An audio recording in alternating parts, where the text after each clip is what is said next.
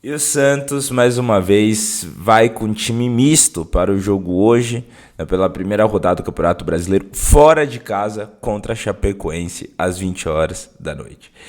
Eu sei, esses peixão, eu sei que todo mundo aqui fica puto, mas calma, que a gente tem molecada da base sendo relacionada para o jogo, nós temos volta de Alexis Duarte, enfim. Por mais que nós fiquemos putos com isso, pode ser um jogo que a gente pode ver outros jogadores que a gente não teve a oportunidade de acompanhar muito, talvez estreias de meninos da base também. Então, até de uma notícia não tão boa como essa, a gente pode tirar um pinguinho de esperança aí. Então, vamos torcer para que dê certo, né?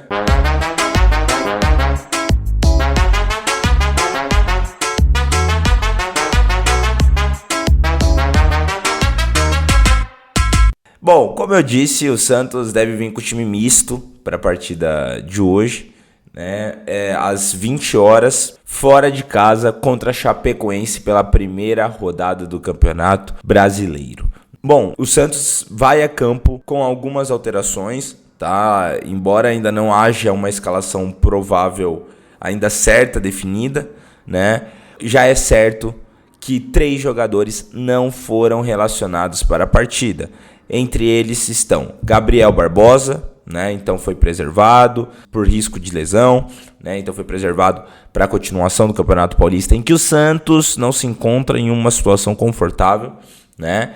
Adonis Frias e, acreditem se quiser, o jogador que nem físico tem, que mal jogou mal toda vez que tocou na bola, Mike, esse mesmo que custa R$1 milhão por mês, também foi preservado, a princesa, né? Porque descansar com o homem não é de ferro. O Mike que nem jogador mais é, né? Ah não, na verdade o Mike é jogador, entendeu? Então, também o princeso que custa R$1 milhão por mês vai ser preservado para este jogo. Mas nem tudo está perdido, nós temos boas novidades também.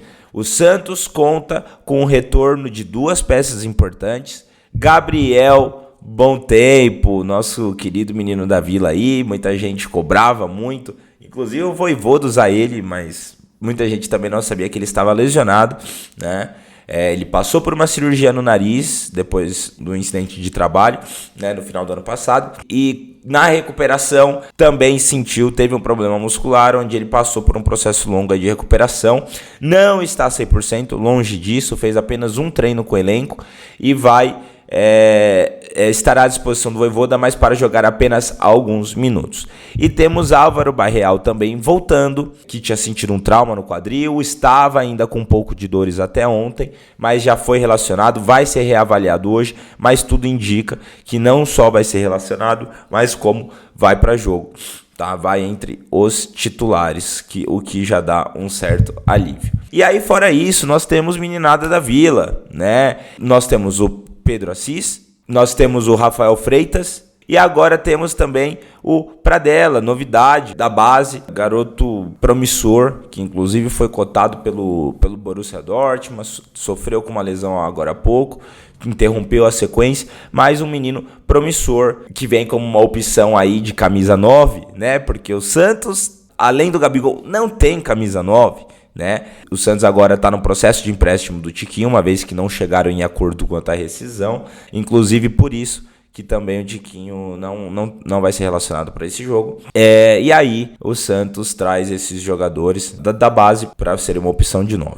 Dito isso, Santos deve ir para Chapecó com o seguinte time. Mantém-se um 4-2-3-1 com Gabriel Brazão, Igor Vinícius, Zé Ivaldo ou Alexis Duarte. Então Alexis Duarte voltando a ser relacionado e ainda não se sabe se será banco ou se será titular. Mas ao que tudo indica, até por não ter tido sequência no Santos ainda, deve iniciar no banco. E fechar a dupla de zaga, Luan Pérez. Na lateral esquerda, Vinícius Lira deve voltar para a titularidade. E aí, com a ausência do Arão, assim como nós gravamos para vocês, tanto no Instagram quanto aqui no YouTube, o Arão teve um problema renal, passou por uma cirurgia e vai ficar fora aproximadamente uns 15 dias. Então, o Santos deve vir com Zé Rafael e Schmidt no meio de campo, tá? E com Gabriel Menino fazendo ali o meia mais avançado e fechando a trinca de ataque. Gente, ainda há uma grande dúvida quanto ao ataque do Santos por alguns motivos. Roleiser, ele foi relacionado, mas ao que tudo indica, está com um desgaste muito grande, com alto risco de lesão.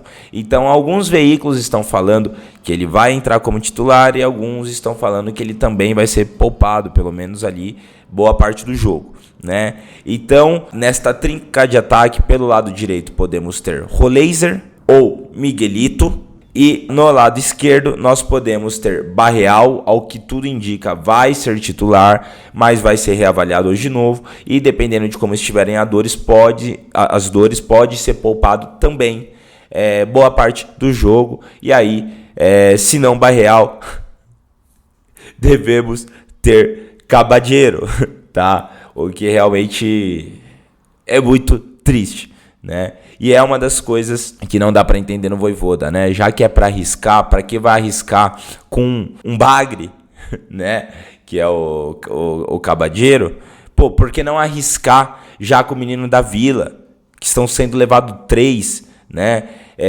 Novos, né? Mas nós temos ali Matheus Javier, que pode fazer a posição. Nós temos o próprio Miguelito, que pode jogar aberto por aquela posição também, né? Nós temos Pedro Assis, que também pode jogar, né? Então nós temos algumas outras opções que também são apostas, mas não são uma aposta que a gente basicamente já sabe o resultado, né? A gente torce para que o Cabadeiro possa ter uma noite inspirada, mas é difícil criar essa expectativa. E aí, como homem de referência, camisa número 9, adivinha quem é o único centroavante que sobra para o Santos para ser titular, né? Centroavante, também jogador sabor, centroavante, né? O Lautaro Sabor Martinez, o Lautaro fake, né? Então, ao que tudo indica, ele será titular como homem de referência, mas alguns veículos também colocam Barreal como titular aberto pela esquerda e colocam até uma possibilidade de disputa ali para fazer esse homem de referência entre Cabadeiro e Lautaro. E sinceramente, eu acho que o Cabadeiro, jogando como um centroavante, como um jogador que flutua lá na frente, ele pode ser mais útil do que o Lautaro.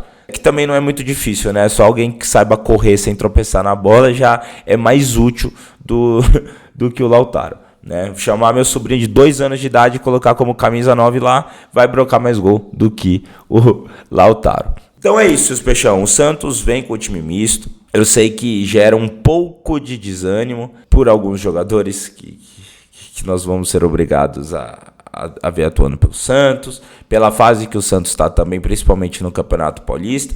Mas é uma oportunidade da gente ver os meninos da Vila recebendo mais minutos, né, recebendo a oportunidade de protagonismo, de talvez ver também a possível estreias, né, de alguns jogadores. Então o próprio Duarte, o em tese melhor zagueiro do elenco, que nem relacionado vinha sendo, né, da gente ver Igor Vinícius e Vinícius Lira um pouco mais descansados, jogando juntos ali pela primeira vez, né, os dois bem fisicamente. Um meio de campo que tem tudo para encaixar um pouco melhor neste jogo do que foi no último, e infelizmente o Santos continua sofrendo com o mesmo problema, que é o ataque. E infelizmente, Peixão, já que o Santos não traz reforços à altura, eu acho que nada está perdido, mas a gente só vai ver uma mudança significativa com a volta,